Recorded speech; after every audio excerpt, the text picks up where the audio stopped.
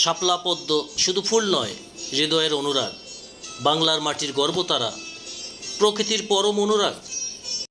কচুরিপানার পাশে বসে গান গায় বাতাস, প্রকৃতির কবিতায় জেগে ওঠে আশ্বাস। বিলের রূপে ঘুম ভাঙে সকাল, ফুলে ফুলে ভরে যায় মনোরম এই প্রাকৃতিক চাল।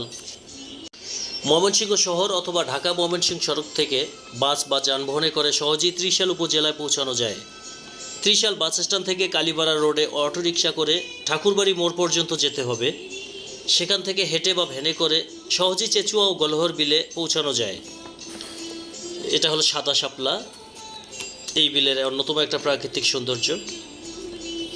চেচুয়া ও গলহর বিলের প্রাকৃতিক সৌন্দর্য উপভোগ করতে চাইলে দর্শনার্থীদের উচিত ফুল সংরক্ষণে সচেতন থাকা এবং স্থানীয় নিয়মাবলী মেনে চলা, যাতে এই প্রাকৃতিক সম্পদ ভবিষ্যতে সবার জন্য সংরক্ষিত থাকে।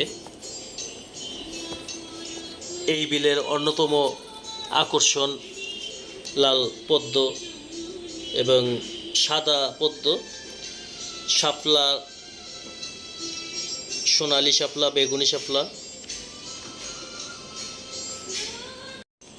আমাদের বাংলাদেশে এরকম প্রাকৃতিক সৌন্দর্যে ভরপুর কিছু জায়গা আছে যেগুলো আমাদের দর্শকরা অনেকেই জানেন না। সুযোগ পেলে অবশ্যই এগুলো উপভোগ করবেন। এগুলো আমাদের প্রাকৃতিক সৌন্দর্যের অপরূপ লীলাভূমি। আমাদের বাংলাদেশ প্রাকৃতিক সৌন্দর্যে বিশ্বের দরবারে মাথা উঁচু করে দাঁড়াক, এটাই আমরা চাই। এই বিলের পদ্ম, শাপলা আপনি যত দেখবেন বিমোহিত হবেন।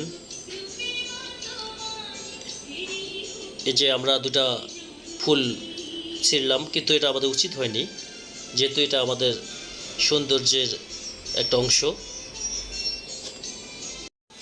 বিলের সবচেয়ে গভীরতম জায়গা এটি। এখানে একটু সাবধানতা অবলম্বন করতেই হবে সবাইকে।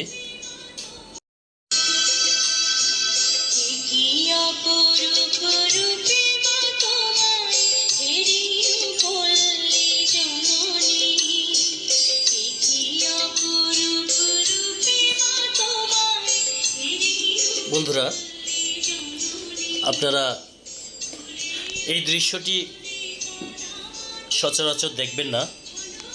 শুধু বর্ষা ও শরৎকালে এটি পুরো বিল জুড়ে শুধু রক্তিম আভায় বিমোহিত করে লাল পদ্ম।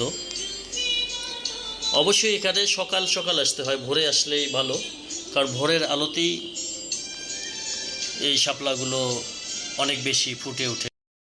ধন্যবাদ বন্ধুরা ভিডিওটি দেখার জন্য।